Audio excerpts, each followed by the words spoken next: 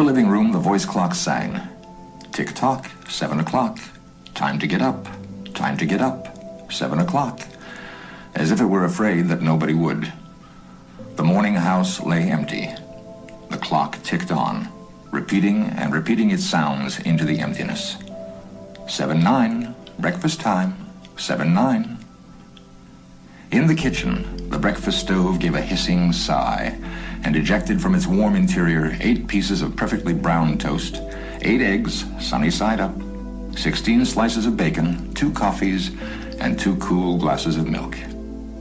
Today is August 4th, 2026, said a second voice from the kitchen ceiling, in the city of Allendale, California. It repeated the date 3 times for memory's sake. Today is Mr. Featherstone's birthday.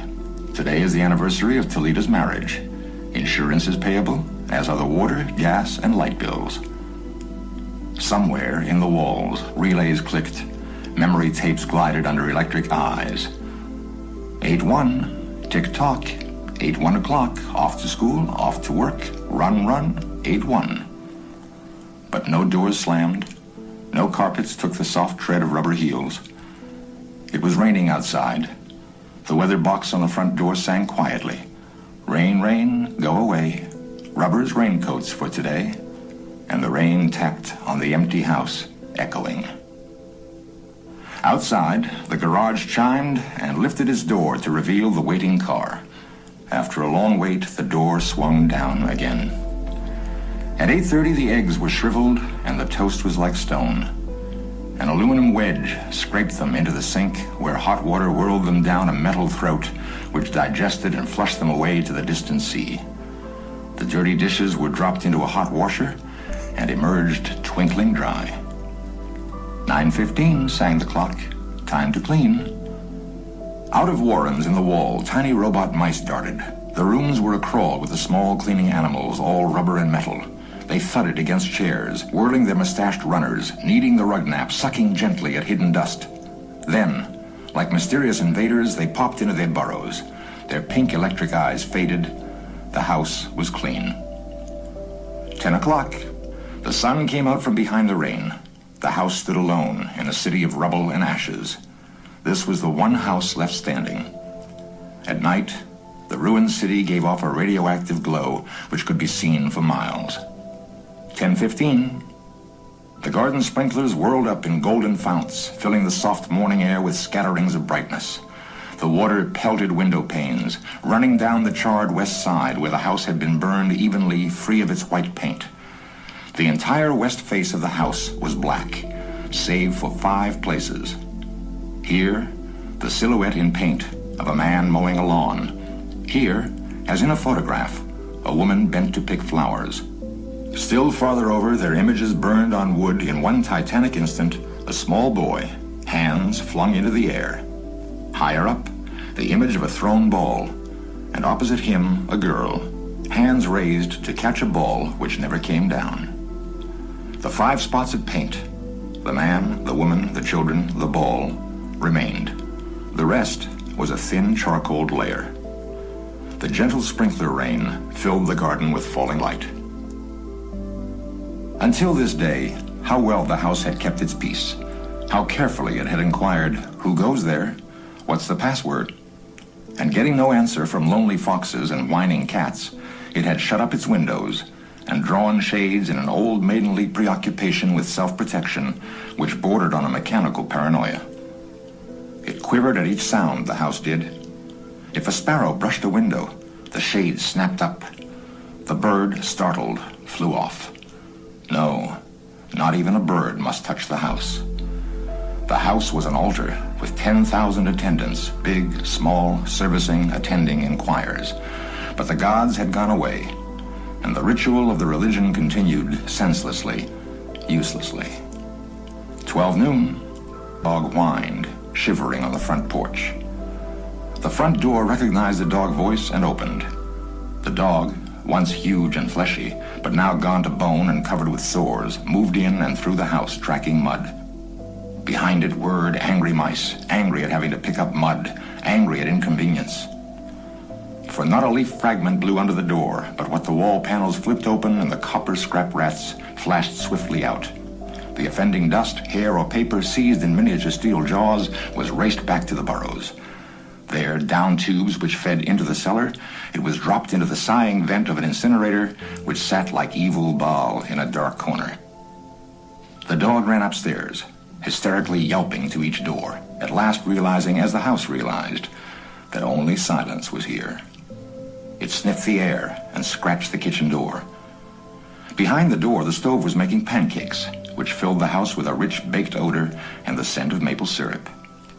The dog frothed at the mouth, lying at the door, sniffing, its eyes turned to fire. It ran wildly in circles, biting at its tail, spun in a frenzy, and died. It lay in the parlor for an hour. 2 o'clock, sang a voice. Delicately sensing decay at last, the regiments of mice hummed out as softly as blown gray leaves in an electrical wind. 2:15. The dog was gone. In the cellar, the incinerator glowed suddenly, and a whirl of sparks leaped up the chimney. 2:35. Bridge tables sprouted from patio walls. Playing cards fluttered onto pads in a shower of pips. Martinis manifested on an oaken bench with egg salad sandwiches. Music played. But the tables were silent and the cards untouched. At 4 o'clock, the tables folded like great butterflies back through the paneled walls. 4:30. The nursery walls glowed. Animals took shape. Yellow giraffes, blue lions, pink antelopes, lilac panthers cavorting in crystal substance. The walls were glass. They looked out upon color and fantasy. Hidden films clocked through well-oiled sprockets, and the walls lived. The nursery floor was woven to resemble a crisp cereal meadow. Over this ran aluminum roaches and iron crickets, and in the hot still air, butterflies of delicate red tissue wavered among the sharp aroma of animal spores.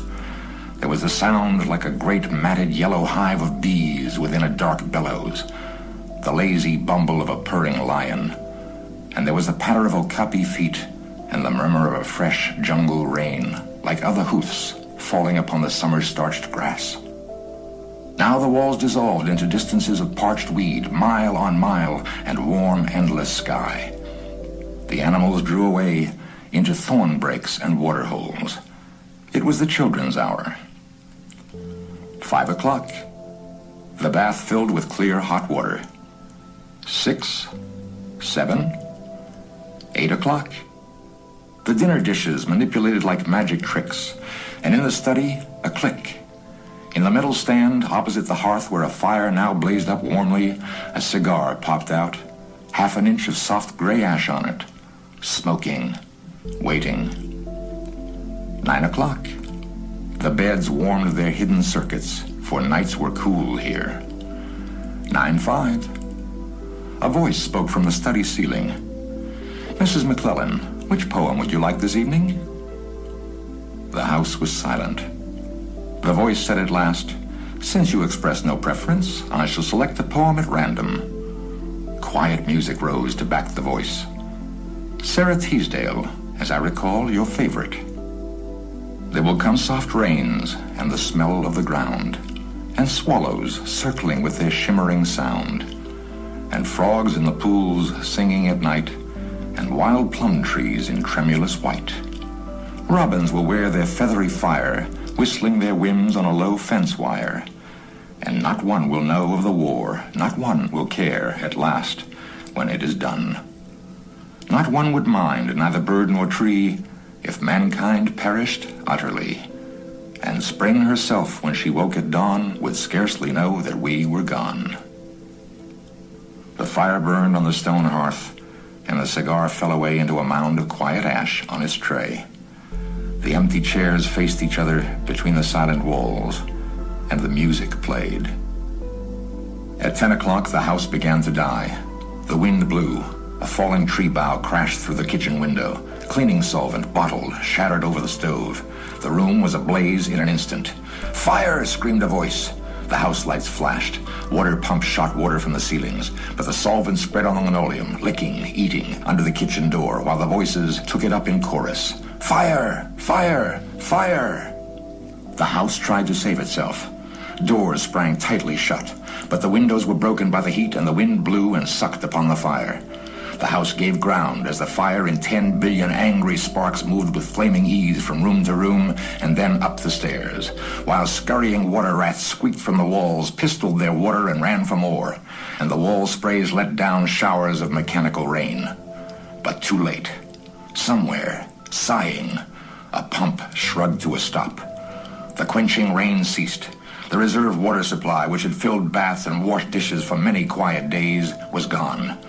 The fire crackled up the stairs. It fed upon Picassos and Matisses in the upper halls, like delicacies, baking off the oily flesh, tenderly crisping the canvases into black shavings. Now the fire lay in beds, stood in windows, changed the colors of drapes, and then reinforcements. From attic trap doors, blind robot faces peered down with faucet mouths gushing green chemical. The fire backed off, even as an elephant must at the sight of a dead snake. Now there were 20 snakes, whipping over the floor, killing the fire with a clear, cold venom of green froth. But the fire was clever. It had sent flame outside the house, up through the attic to the pumps there. An explosion. The attic brain, which directed the pumps, was shattered into bronze shrapnel on the beams. The fire rushed back into every closet and felt of the clothes hung there. The house shuddered. Oak, bone on bone, its bared skeleton cringing from the heat, its wire, its nerves revealed, as if a surgeon had torn the skin off to let the red veins and capillaries quiver in the scalded air. Help! Help! Fire! Run! Run! Heat snapped mirrors like the first brittle winter ice, and the voices wailed, Fire! Fire! Run! Run! Like a tragic nursery rhyme. A dozen voices, high, low, like children dying in a forest, alone, alone. And the voices fading as the wires popped their sheathings like hot chestnuts.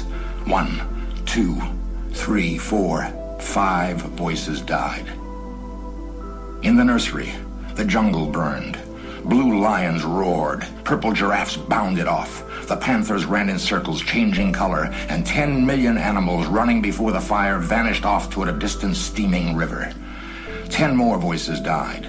In the last instant, under the fire avalanche, other choruses, oblivious, could be heard announcing the time, playing music, cutting the lawn by remote control mower, or setting an umbrella frantically out and in the slamming and opening front door. 1,000 things happening like a clock shop when each clock strikes the hour insanely before or after the other. A scene of maniac confusion, yet unity. Singing, screaming, a few last cleaning mice darting bravely out to carry the horrid ashes away, and one voice, with sublime disregard for the situation, reading poetry aloud in the fiery study until all the film spools burned, until all the wires withered and the circuits cracked. The fire burst the house and let it slam flat down, puffing out skirts of spark and smoke. In the kitchen, an instant before the rain of fire and timber, the stove could be seen making breakfasts at a psychopathic rate. 10 dozen eggs, 6 loaves of toast, 20 dozen bacon strips, which, eaten by fire, started the stove working again, hysterically hissing. The crash. The attic smashing into kitchen and parlor, the parlor into cellar, cellar into sub-cellar, deep freeze, armchair, film tape, circuits, beds, and all like skeletons thrown in a cluttered mound deep under. Smoke and silence. A great quantity of smoke. Dawn showed faintly in the east. Among the ruins, one wall stood alone. Within the wall, a last voice said, over and over, again and again, even as the sun rose to shine upon the heaped rubble and steam, today is August 5th, 2026. Today is August 5th, 2026. Today is August 5th, 2026. Today is August 5th, 2026.